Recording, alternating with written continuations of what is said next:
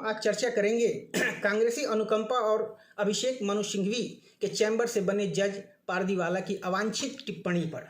इसी साल के अंत में अर्थात दिसंबर में राजस्थान में विधानसभा चुनाव होने वाले हैं।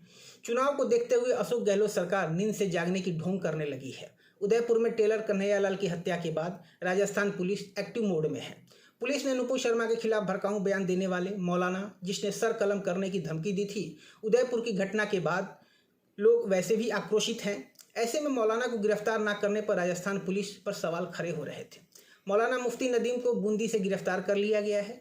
इसने कन्हैया की हत्या से पूर्व नुपुर शर्मा के खिलाफ प्रदर्शन करते हुए कहा था कि अगर कोई आंख उठाएगा तो उसकी आंख नोच लेंगे, और अगर उंगली उठाएगा तो उंगली तोड़ देंगे, और हाथ उठाया तो हाथ काट देंगे।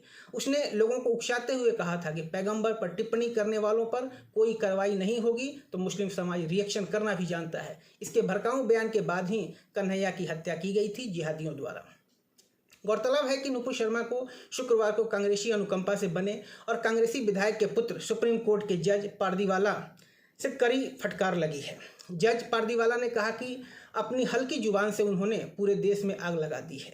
जज पारदीवाला ने कहा कि पैगंबर के खिलाफ नुपुर शर्मा की टिप्पणी सस्ते प्रचार, राजनीतिक एजेंडे या कुछ नापाक गतिविधियों के लिए की गई थी। जज पारदीवाला ने कहा कि नुपुर शर्मा किसी पार्टी की प्रवक्ता थी। सत्ता का नशा उनके दिमाग पर चढ़ गया था। किसी पार्टी की प्रवक्ता हैं तो देश के कानून की परवाह किए बिना कोई भी बयान दे सकती हैं।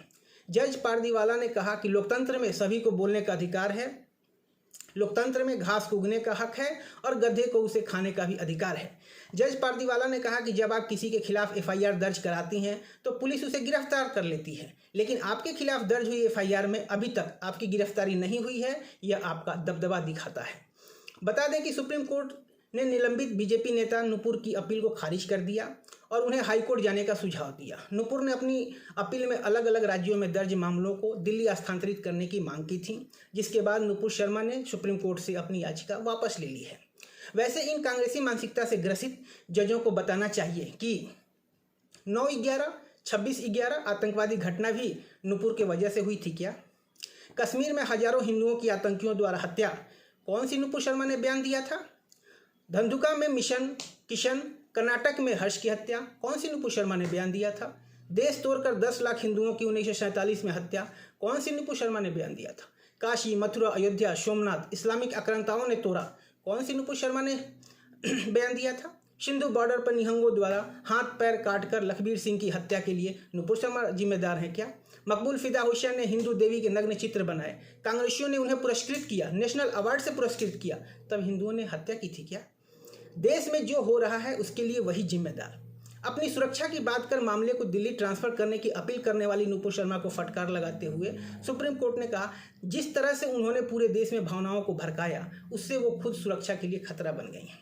जस्टिस पारदीवाला ने कहा कि देश में जो कुछ हो रहा है उसके लिए यह महिला अकेले ही जिम्मेदार है। ये जस्टिस पारदीवाला कांग्रेसी विधायक के पुत्र हैं, इसलिए कांग्रेस के प्रति अपनी पूर्ण निष्ठा व्यक्त कर रहे हैं। हालांकि उस टीवी डिबेट में नुपुर शर्मा को भड़काने वाले अपराधी तस्लीम रहमानी का क्या हुआ? रहमानी पर कोर्ट क्या कह रहा है? उन पर भी मुकदमा दायर कीजिए। फिर अभिव्यक्ति की आज़ादी कहाँ रही? तब तो हर हिंदुस्तानी पर रोज हजारों मुकदमे होते रहेंगे। कांग्रेसी अनुकंपा से बने ये जज कांग्रेसियों को खुश रखने के लिए कुछ भी करने को तैयार रहते हैं। वैसे दोनों जजों की शिकायत चीफ जस्टिस से हो चुकी है। नुपुर के विरुद्ध की गई टिप्पणी वापस ली जाए, इससे जनमानस में गलत संदेश जा रहा है। कन्हैया मारा जाए तो चुप रहो क्योंकि माहौल खराब होता है, नफरत बढ़ती है, समुदाय टारगेट होता है, सांप्रदायिकता बढ़ती है, और अखलाक मारा जाए तो चुप रहना पाप है। चीखने से माहौल बेहतर होता है। सेकुलरिज्म और सौहार्द दोनों का अच्छा टॉपअप मिलता है। धन्यवाद। आज इतना ही।